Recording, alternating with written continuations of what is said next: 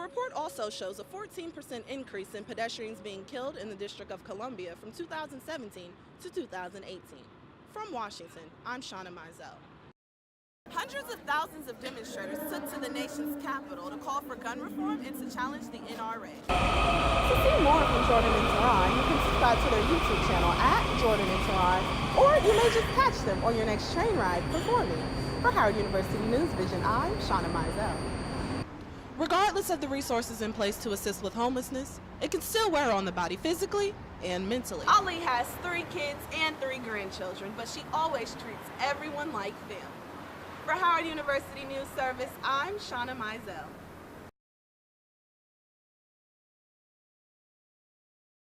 A simple walk could end in the worst way possible. 6,200 of our friends and neighbors are no longer here because they chose to just walk somewhere, and that shouldn't be a death sentence. The Governor's Highway Safety Association issued a report analyzing the numbers across the country and projecting that 6,227 pedestrians died in 2018, the highest number since 1990. Traffic deaths overall are going down, but yet pedestrians are going up, deaths are going up every year, so it is alarming. The association also offering insight into some of the causes behind the increase. We're in bigger vehicles, we're going faster, and the role of alcohol is playing a big role. Not only are drivers many times have had too much to drink behind the wheel, sometimes pedestrians are as well. Smartphones also a factor, a problem many on the road say they recognize. It's very easy for there to be confusion and somebody could get hurt. All your senses have to be there. You don't need to be doing other things.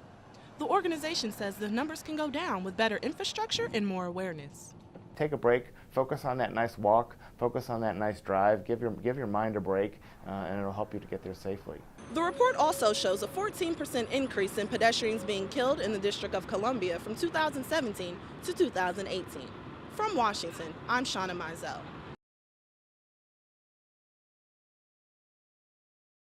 Director Jordan Peele chose one college campus for an early screening of his new film, Us. None other than Howard University. Howard's dope. Howard's iconic. So much so that Winston Duke's character Gabe is seen wearing a Howard sweatshirt for majority of the movie. Because the history and the culture that Howard has historically exhibited, it's a very black campus and black culture, and we all love the pizza. Students got a full movie theater experience followed by a question and answer session with the stars and director of the movie.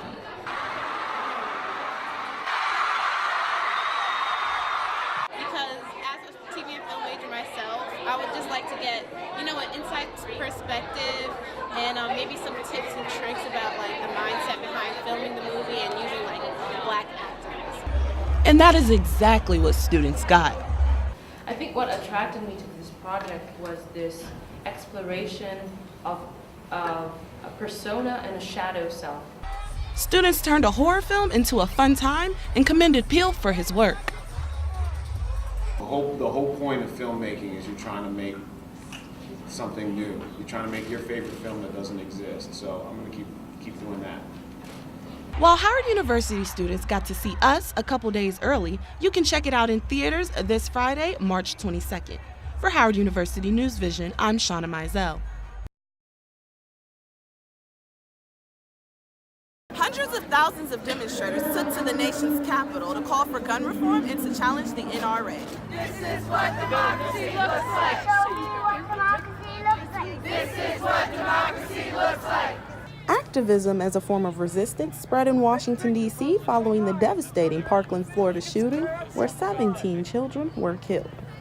In a student-led demonstration, people from all over the country met on Pennsylvania Avenue to stand up for what they believe in and in solidarity with the students from Marjory Stoneman Douglas High School at the March for Our Lives.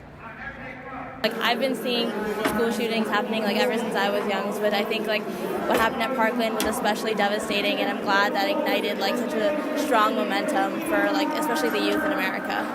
No justice, no peace. I actually grew up 30 minutes north of Parkland, and my high school was Douglas is rival in sports, and so it really hit home that it happened so close to home. It could have easily been my high school. People made signs, sold merchandise, and talked about what they want to see in the future. Well, I'd really like to see common sense legislation, not just in cities like Washington, but national policy. Basic things on, there should be background checks on everyone who buys guns. I feel like we are polarized as parties and as ideals and ideologies, so I hope that this march brings some sort of unity and some sort of like common ground where we can start a discussion rather than like fighting against each other as much as we are. From Washington, D.C., I'm Shauna Mizell.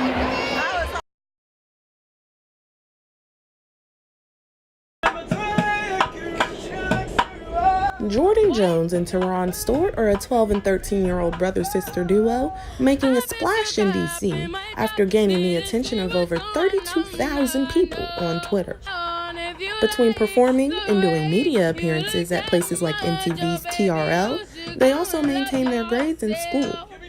We do our homework, and then we'll just come out on the trains for a little bit, like an hour or two, and then just go perform. The children's father says they experienced some hardships when they moved from New York to D.C. and got robbed. They stole stuff from us and stole money, stole IDs and birth certificates and WIC checks and jewelry. They just stole it.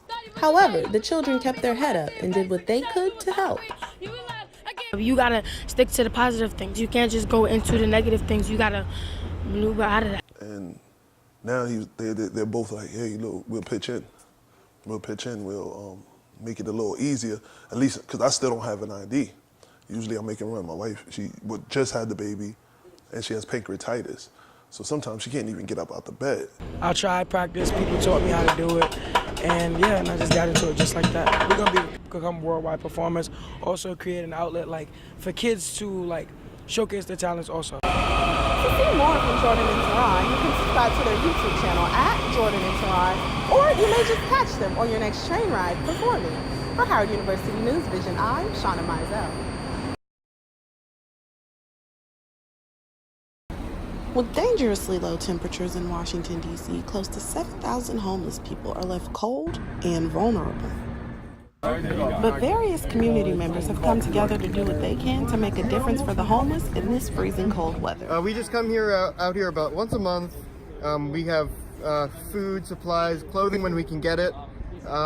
It's just all of us, none of us are rich, but all of us get by, and so we pool our resources and try to help people out here. So we decided to come and try to help them out with blankets and toiletries and socks to try to put a smile on their face and to let them know that we love them. Washington, D.C.'s homeless population is more concentrated in metro areas like Union Station. I've been homeless, you know what I'm saying, most all my life, you know what I'm saying, out here in Washington, D.C., you know what I'm saying. Regardless of the resources in place to assist with homelessness, it can still wear on the body physically and mentally. I'm in shelters, you know what I'm saying, which is hard for me to adjust in there. So it's hard to adjust out here, being by myself, you know what I'm saying, and really ain't no one to talk to, and really can't get no support to come off the street. So often in modern life, we're alienated from each other, we're isolated from each other. It's important to build connections, especially with people who society often overlooks. For Howard University's News Vision, I'm Shauna Mizell.